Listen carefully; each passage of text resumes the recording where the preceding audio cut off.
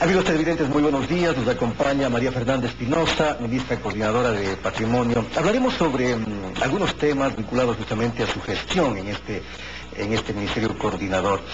Uno de ellos es relacionado con un evento importante que se va a dar hoy en la Flaxo, pero también tenemos en carpeta las últimas declaraciones, acontecimientos vinculados justamente a la colocación del obelisco de Adolfo Vélez Cordero en la ciudad de Guayaquil. Pero vamos a este tema de este evento, ministra. Hoy es la presentación del Observatorio sobre la Discriminación Racial y Exclusión Étnica. ¿Cuál es el objetivo? Bienvenidas. Muchas gracias, buenos días.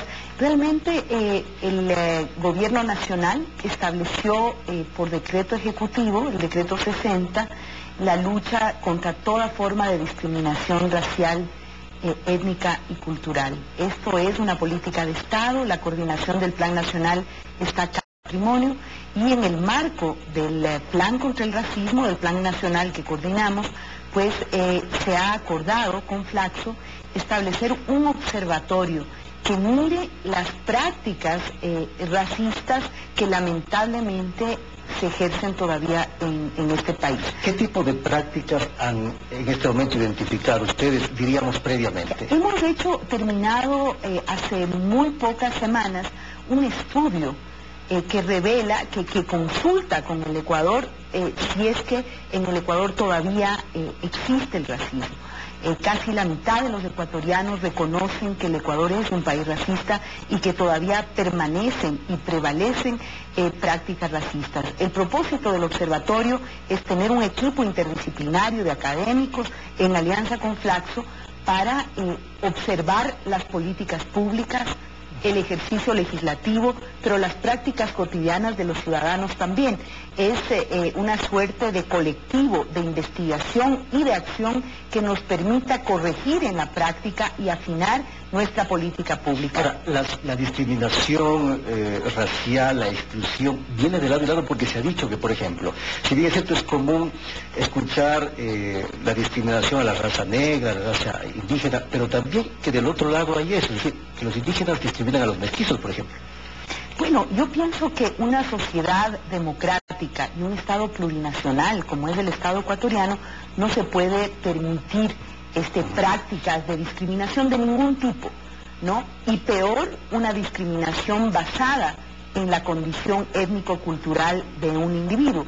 Por eso este observatorio, como digo, nos va a alertar sobre cómo estamos avanzando en nuestra política pública como ejecutivo, cómo está avanzando el trabajo legislativo, ¿no?, que tienda a garantizar una suerte de acción afirmativa para pueblos y nacionalidades en el Ecuador, y el tema del racismo asociado a los derechos humanos fundamentales. Ahora, pongamos un ejemplo, un caso que partió justamente de la última marcha indígena y de la contramarcha del gobierno.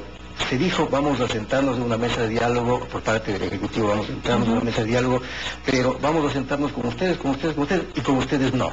¿Eso no es una forma de exclusión, quizá?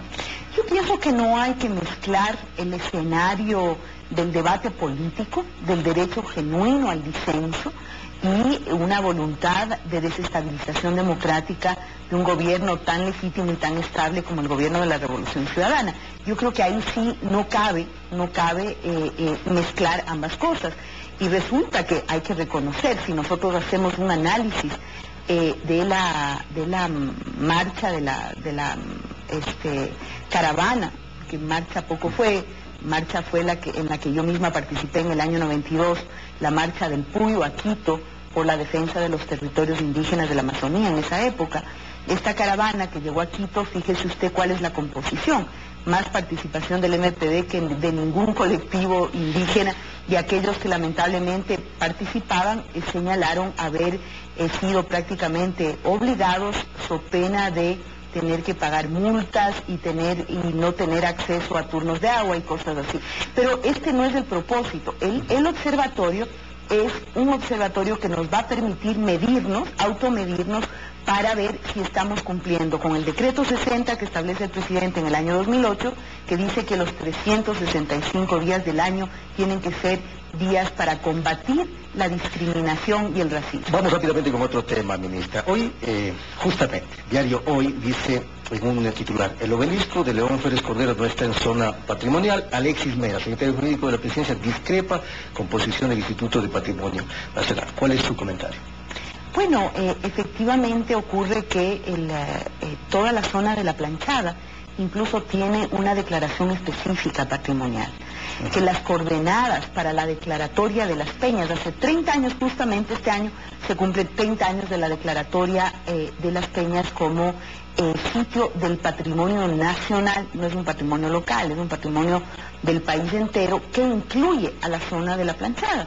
Efectivamente, el tema era que no solamente esa era una zona patrimonial, sino que por las dimensiones de la escultura que se iba a establecer, se iba a opacar y a evitar la mirada, la vista, que es un derecho de la ciudadanía, a una zona de valor patrimonial. Para nosotros, este es un tema que se está ventilando por la vía legal. No queremos insistir en esto porque lamentablemente puede ser utilizada como una suerte de estandarte o plataforma política. Pero esta declaración del secretario jurídico de la Presidencia de alguna manera le quita fuerza a la reclamación que se... No, yo diría que es necesario que se discuta con el secretario jurídico. Él es una persona con una capacidad jurídica, es un gran abogado, pero no así una persona versada en los temas patrimoniales, pero sí en los temas legales.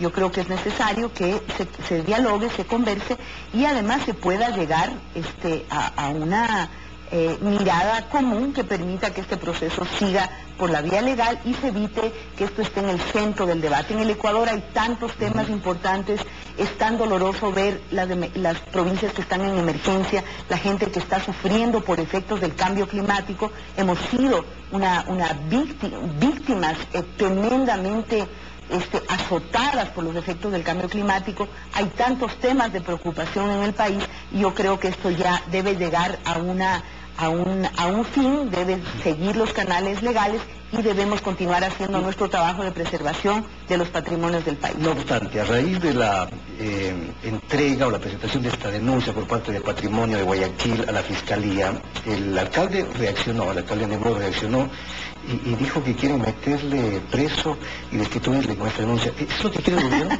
En absoluto, para nada. Nosotros somos un régimen democrático.